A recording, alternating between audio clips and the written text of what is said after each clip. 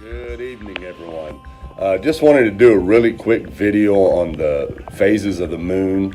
Been getting a lot of questions of how the phases work on the moon, being that the sun does not reflect off the moon like science tells you, and it doesn't. It really doesn't. I'm going to show you how you get the moon phases in this really short video. Let's take a look. Now, here's what mainstream science will tell you. See, the moon is always the same.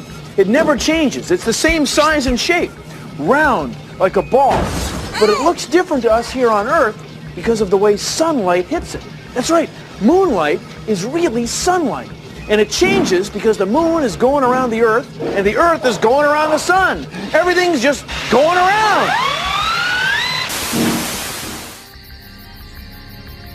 For centuries, man has been intrigued by the moon's changing face. Sometimes it's high in the sky.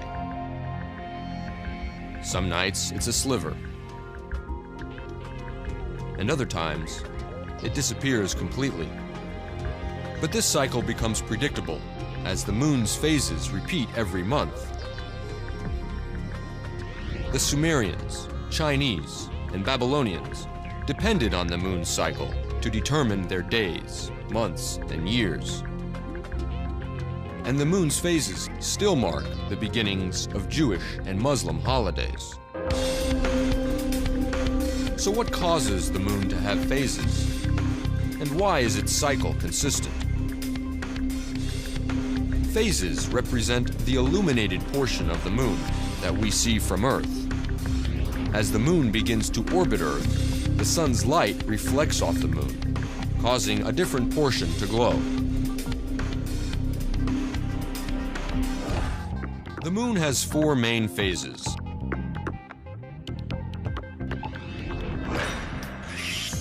New, first quarter, full, and last quarter.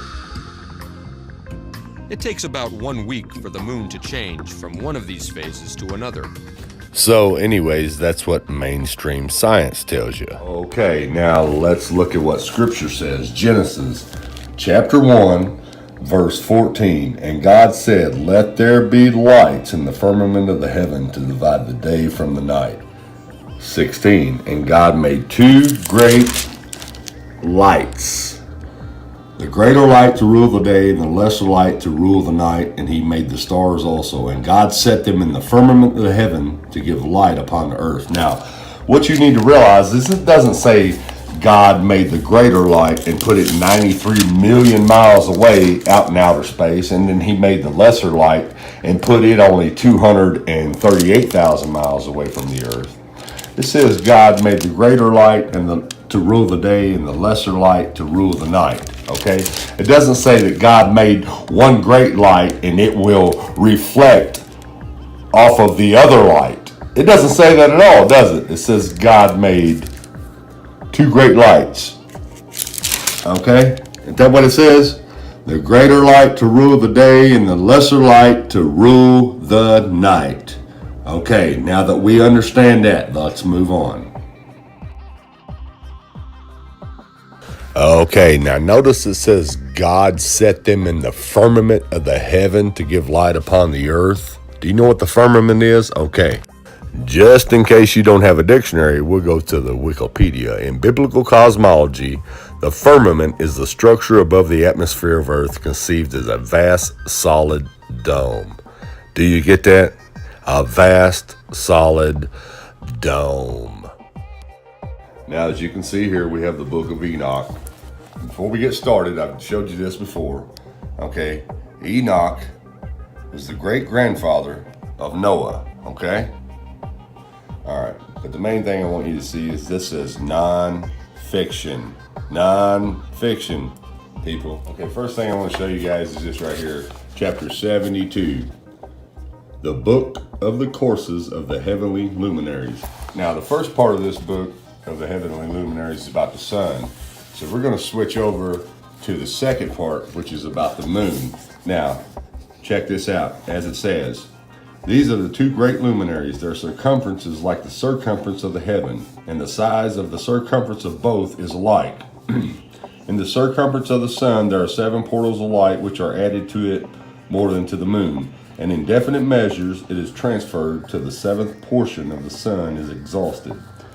And they set and enter the portals of the west, and make their revolution by the north, and come forth through the eastern portals on the face of the heaven. And when the moon rises, 1/14th part appears in the heaven. The light becomes full in her, which means the 14th day of the month. She's always full around the 14th. Okay, on the 14th day, she accomplishes her light. Okay, now we all know that around the 14th of every month, you can look and see the full moon. Okay, and 15 parts of light are transferred to her to the 15th day, when her light is accomplished, according to the sign of the year, and she becomes 15 parts, and the moon grows by the addition of 14 parts. Okay. And in her waning, the moon decreases on the first day to 14 parts of her light, on the second, 13 parts of light, on the third, 12, on the fourth to 11, on the fifth to 10, on the sixth to 9, on the seventh to 8, on the 8th to 7, on the 9th to 6, on the 10th to 5, on the 11th to 4, on the 12th to 3, on the 13th to 2, and on the 14th to the half of a seventh, and all her remaining light disappears wholly on the 15th. Okay. And in certain months, the month has 29 days, and once 28. And Uriel showed me another law, when light is transferred to the moon, and on which side it is transferred to her by the sun. During all the period during which the moon is growing in her light, she is transferring it to herself.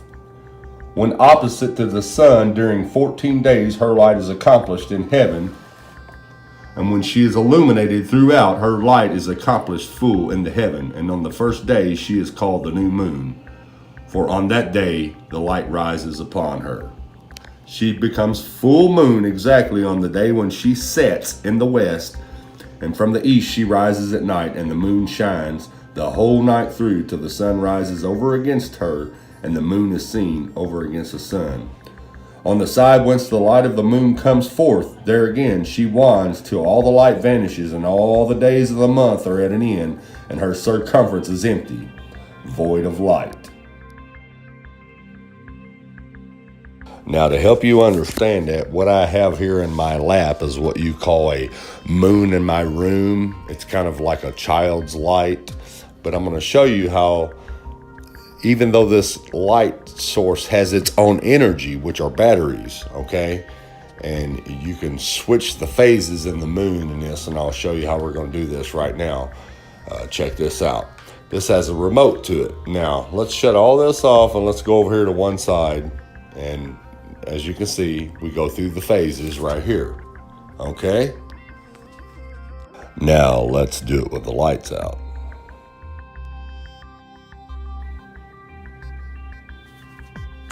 Okay, now the moon is kind of like this remote control car. Okay, see how I can move the car and make it turn or go straight, backwards, anything I want to from this remote control? Well, the car is like the moon, and this remote control is God, basically. Okay, now the moon itself has to recharge when it runs out of energy. That's why it has this little pack right here. And you take this little cord, which is a USB, and you plug it into the charger, into the wall, and it recharges itself. And after that, it has its own energy as long as you control it from the controller. Okay. Now that we understand that, you see how the battery, any battery that you look at on a cell phone or whatnot, always has 4 bars? Well, they get that from the moon. They get that from the energy of God. I mean, everything that they make, God already created. And I'm going to show that to you. See how you have 4 bars here? You have 4 phases. And science does tell you the truth. You have 4 phases of the moon. The moon has 4 main phases.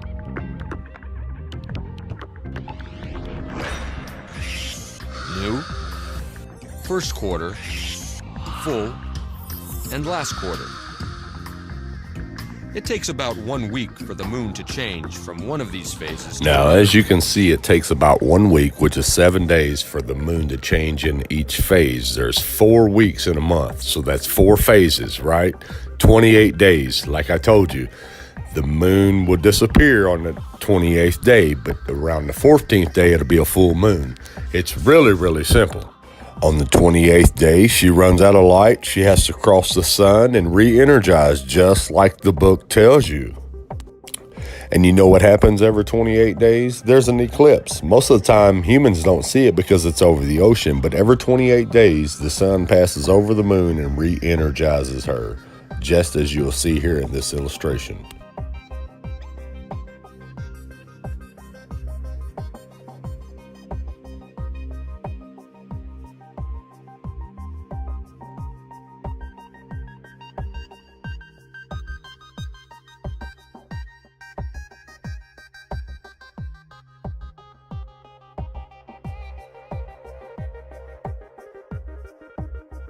So as you can see, the moon is just like the remote control car. It has its own energy source, but yet the energy will eventually run out and has to be recharged. So basically, the sun would be more like your wall socket, okay? And the moon will be like the remote control car that needs plugged in and charged up so it can continue to finish out its cycle. So there you have it. The moon is basically like a battery, a rechargeable battery. And every time she passes over the sun, which is every 28 days, there's an eclipse somewhere on this earth. Most of the time it's over the ocean, you can't see it. But that's when she recharges. The sun is kind of like the energy source, kind of like the plug on the wall plug. And the moon has to plug into it. And when she passes over him, he passes his energy off to her, recharges her.